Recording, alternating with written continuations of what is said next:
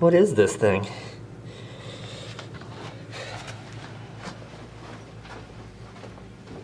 Weird.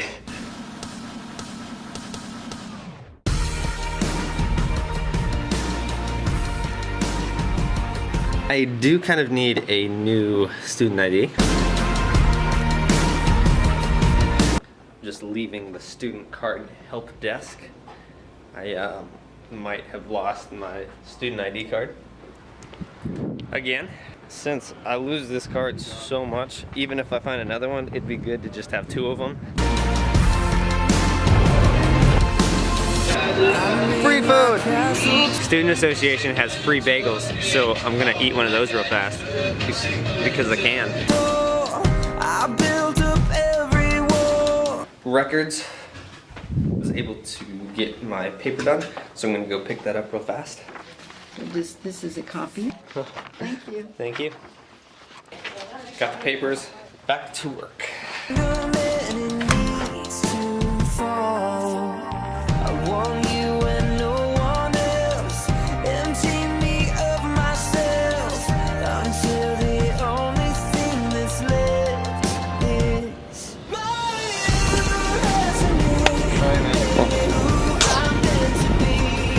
I'm outside of the dorm right now. I'm waiting for one of Tanya's friends. Tanya Musgrave is a super talented photographer. We work together at camp. She referenced me with one of her friends who does real estate photography. So I'm gonna go meet up with him.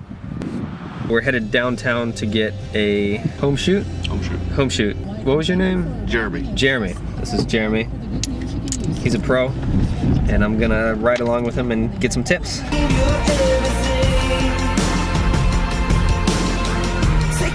After about a 30-minute drive, we arrived at this house, and it was pretty nice. We got in there. We had to put these little blue things on our feet that kind of made us look like Smurfs. We had the homeowner give us a tour around the house to make sure we didn't miss any rooms when we were shooting. Jeremy had a couple different types of flashes that he used. He used some of them with deflectors, and sometimes he just used the straight flash to give a nice highlight and fill out the light in the room.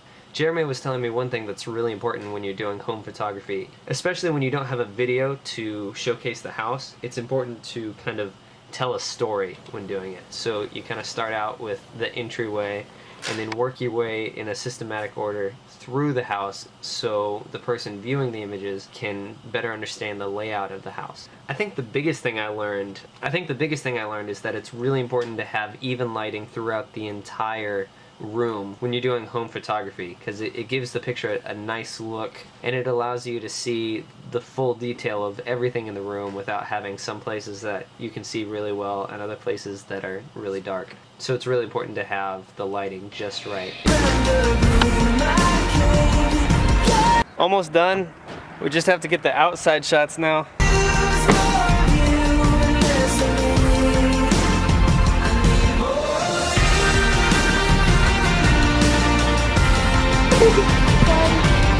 We're at this Asian store,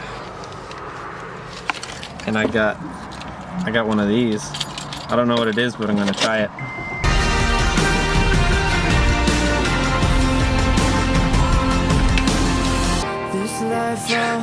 Chocolate milk is like the most beautiful thing ever, except for my mother.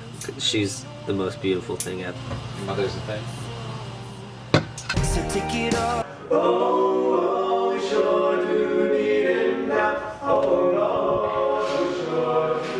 Pretty good. Everybody's going to Vespers right now. Thank you. Is that Darcy? Oh! Riley and Braxton. So many people.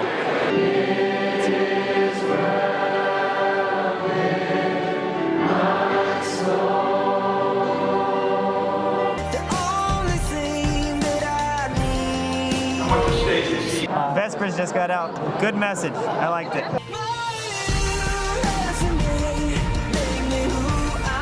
Hey, happy Sabbath. I wanted to talk today about what it means, at least for me, to be a Christian and what my role as a Christian is in society. A couple weeks ago, I came across a video by Penn Jillette. He's one of the magicians from the Penn and Teller show, Fool Us. Here's the link to the video right here that I'm going to be talking about. Anyway, it was really interesting because Penn is a very prominent atheist. The big point that I want to bring up is something he said at 3 minutes and 30 seconds. How much do you have to hate somebody to not proselytize? How much do you have to hate somebody to believe that everlasting life is possible and not tell them that? I mean, if I believed beyond a shadow of a doubt that a truck was coming at you and you didn't believe it, that truck was bearing down on you, there's a certain point where I tackle you. Okay, I apologize for the scenery change. I recorded a whole thing last night about the video, and when I went to edit it, it just kind of came across as inarticulate and it didn't really make sense. So I'm just gonna kind of redo it real fast. The biggest thing I drew from this video is to actually go out and tell other people about God.